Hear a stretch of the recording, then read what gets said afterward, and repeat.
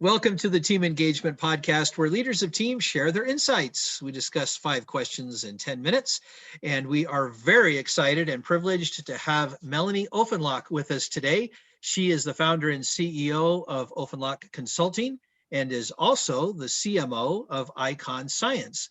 And we are very grateful to have you here today with us, Melanie. What else would you like us to know about you and the work that you're doing? Oh, thank you, Sean. I'm thrilled to be here. Ofenloch Consulting is a business-to-business marketing firm that helps companies align marketing goals with business goals. Basically, we help companies tell a story and uniquely position themselves. Fantastic. Well, let's get started with our questions. The first question, share with us a story of collaboration that you've experienced within a team. Absolutely. So a job I had before was Allegro, which was a commodity trading and risk management company. And my job, I was brought in to rebuild the marketing function. And this was a space where everyone did the same marketing activities. It was like the same blueprint for the last 25 years. And everyone looked exactly, there was no differentiation. There was absolutely nothing to tell anyone apart. And I was brought in with a group of global employees, and 2 of them had been with the company for years, and 5 were new hires. And we did not have luxury of time. We had to all get up to speed on the products, the people that we need to collaborate and to work with, and to figure out how to market differently. On top of that, we had a visionary CEO who was also new, who challenged us to look at the industry differently. So we did.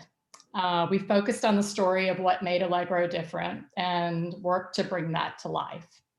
We were lucky that when we joined, we had our sales kickoff scheduled. So we had the opportunity to stand in front of the sales team and the company and pull together quickly as a marketing team, decide our strategy, our priorities, determine how to brainstorm to do things differently, and to make our ROI promise to the company.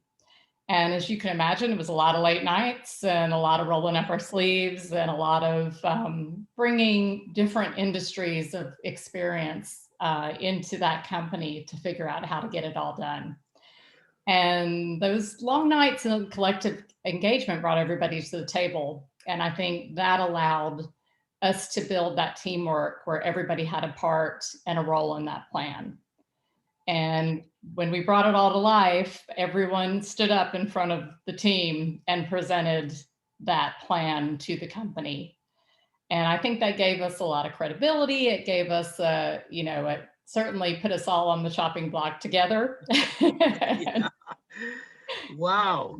That is such a great story. It sounds like such a challenge in that circumstance to have gathered people together that were all new and all different kinds of things. But wow, what a great story. Thank you so much for sharing that. Absolutely. I'm very proud that we ended up growing 33% that year, and really built everything from the CRM system to the marketing qualified leads to sales accepted leads, and brought everything through and showed the company what marketing should be like versus a trade show. Well, wow. Yeah, and a great example of disruption a little bit too, about doing things differently than everybody else was doing it from the cookie cutter perspective. And fortunately to have a CEO and others that were supportive of being able to kind of move that direction. So, wow, great story. I love that. Question number 2, I hear from other leaders that it can be a challenge to measure engagement within a team. Tell me your thoughts. Oh, I think you have to be you have to be a leader to do that. And an employee survey tells you everything that you need to know. But you have to be systematic and rigorous about doing them.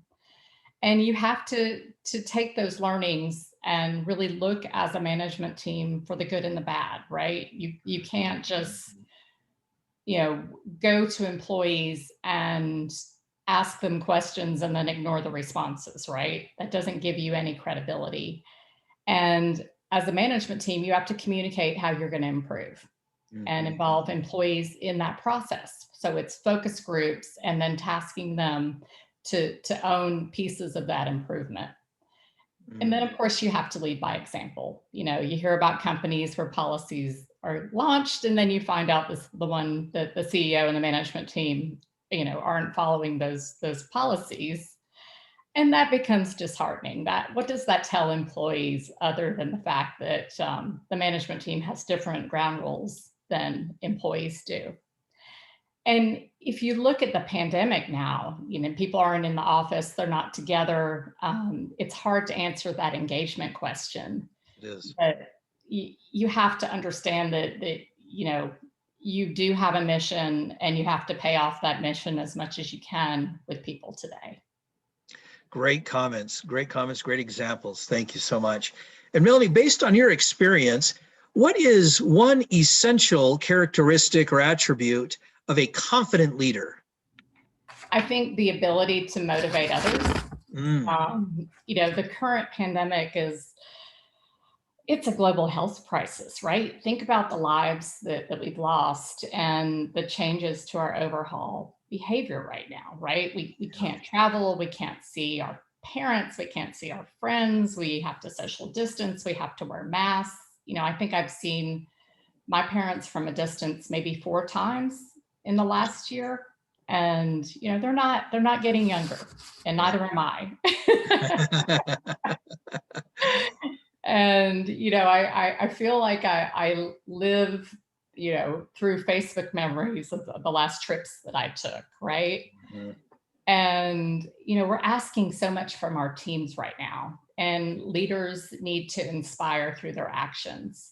And at IKON Science, we recently had a sales kickoff meeting, and our CEO joined midnight to 4 a.m. his time. He's based in Belgium.